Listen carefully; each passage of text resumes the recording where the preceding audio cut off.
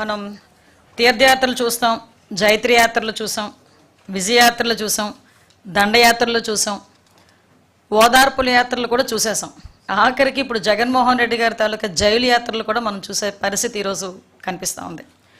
ఒక పక్క నుంచి గౌరవ ముఖ్యమంత్రి గారు చంద్రబాబు నాయుడు గారు క్షణం తీరిక లేకుండా రాష్ట్ర అభివృద్ధి గురించి అహర్నిశలు కష్టపడమే కాకుండా సింగపూర్ లాంటి దేశాలకు వెళ్ళి అక్కడి నుంచి పెట్టుబడులు రప్పించుకోవటానికి 4-5 రోజులు సుమారుగా 30-40 మీటింగులు కూడా ఏర్పాటు చేసుకొని ఆయన అహర్నిశలు శ్రమిస్తూ ఉంటే, ఈరోజు జగన్మోహన్ రెడ్డి కనీసం ప్రతిపక్ష హోదా లేకపోయినా ఒక ప్రతిపక్ష నాయకుడిగా ఉన్నప్పటికీ కూడా బాధ్యతారహితంగా ఈరోజు సబ్ జైళ్ళు చుట్టూ తిరగటం, ఖైదీల్ని పరామర్శించడం, హత్యలు చేసిన వాళ్ళని పరామర్శించటం, లేకపోతే ఈ గాంజా బ్యాచ్ని పరామర్శించటం, లేకపోతే పొగాకు రైతుల్ని మేము పరామర్శిస్తున్నానని చెప్పి పొగాకుని తొక్కి పారేయటం, మామిడి పళ్ళు రైతులను పరామర్శిస్తున్నానని చెప్పి వెళ్ళి ఆ మామిడి పళ్ళని కారులతో తొక్కించటం, ఇలాంటి సందర్భాలన్నీ చూస్తూ ఉంటే ఒక్కొక్కసారి జగన్మోహన్ రెడ్డి తాలూకా మానసిక పరిస్థితి గురించి కూడా ప్రజల్లో కూడా ఒక చర్చ జరగాలి అన్నదైతే వాస్తవంగా కనిపిస్తూ ఉంది.